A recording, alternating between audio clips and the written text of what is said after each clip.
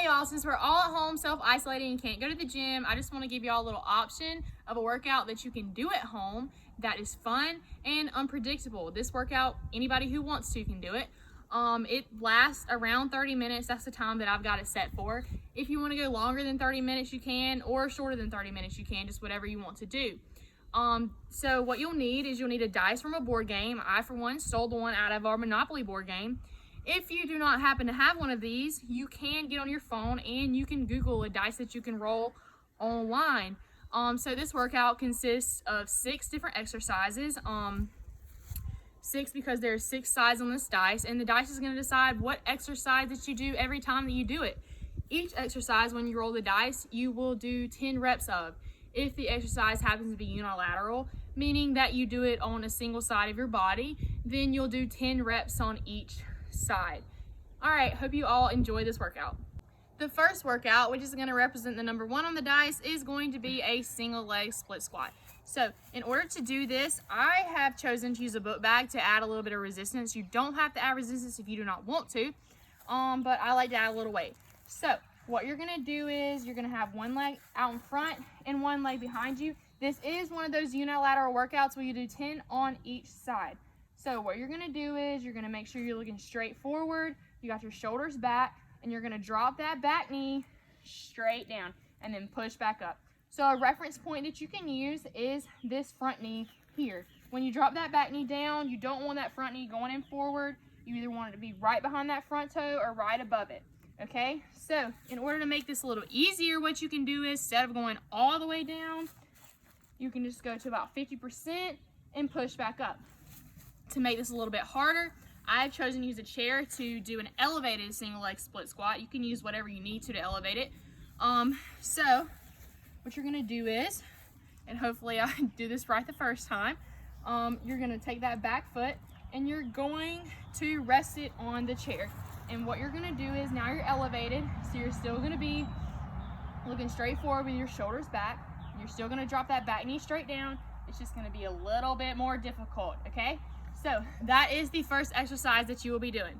Okay, so the second exercise that you're gonna have, which is gonna represent the number 2 on the dice, is going to be a push press.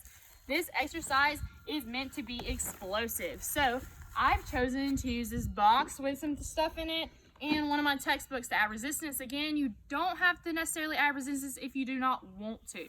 So what you're gonna do is you're gonna have your feet a little bit wider than shoulder width apart. You're going to rack that weight up here, and then what you're gonna do is get a slight hinge in the hips. You're gonna drop down and explode through into a press. So I will do that one more time just to demonstrate again.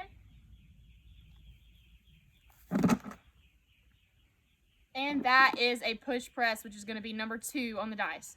Okay, so the next exercise that we're gonna have, which is gonna represent the number 3 on the dice, is gonna add a little bit of core to this workout, and it's going to be a dead bug. So it's kind of exactly like it sounds. You're going to be lying on your back on the ground just like a dead bug.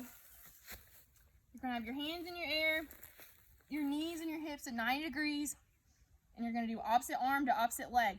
You're just going to drop those down at the same time. This again is going to be one of those unilateral workouts where you're going to do 10 on each side.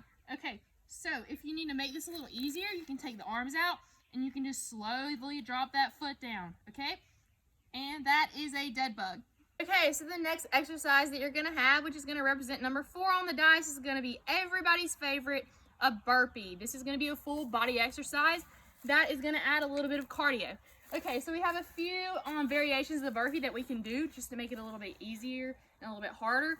The easiest variation that you're gonna do is just going to be to drop down like this and then stand back up like this.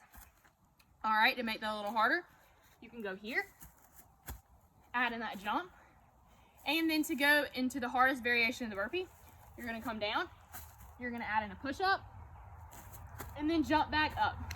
And that is a burpee. Okay, so the 5th exercise that we're gonna have is gonna represent number 5 on the dice. Is gonna be an RDL to a row. So again, I'm using my box and my textbook as a little bit of resistance. So what you're gonna do is feet about shoulder width apart, and you're gonna make sure those shoulders are back. You're gonna hinge at the hips, and you're just gonna push back go down to about halfway at your shins, and then you're gonna row up and then come straight back up. So one thing you want to make sure you do is keep that neutral spinal alignment the entire time. So I'm just going to demonstrate one more time. You're going to push back, row, and then stand straight back up. Okay? And that is one rep. One rep is an RDL and then a row. That's one. Okay, so if you are not comfortable doing an RDL, what you can do is get on the ground, and you can just go into a glute bridge where you're pushing up, hold for about 3 seconds at the top, and then come back down. And that is the 5th exercise that you can do. And the final exercise that we have in this workout is going to be a tabletop touch. It's also going to be one of those workouts that represents number 6 on the dice, and it's going to be one of those workouts where you have to do 10 on each side. So what you're going to do is you're going to get on the ground as if you were going to do a bear crawl, but you're just going to hold it. And what you're going to do is you're going to you want your shoulders to be above your hands, a slight bend in the elbows. You're going to take that hand on one side and touch it to the knee of the other one. And you're going to do 10 of these on each side. This is going to add some more core in there. Again, make sure you have that neutral spinal alignment for it. And that is going to be your tabletop touch. Okay, y'all, I hope you all enjoy this workout where you roll the dice to decide your fate. Again, I usually go to 30 minutes. If you want to break that up, you could go for 15 minutes, rest for 1.5 to 2 minutes, and then go for 15 more. You could go for 10 minutes, rest for 1.5, 2 minutes, go for 10 more, and then rest again and go for 10 more. However you want to do it. I just really hope that you enjoy this workout. Thank y'all.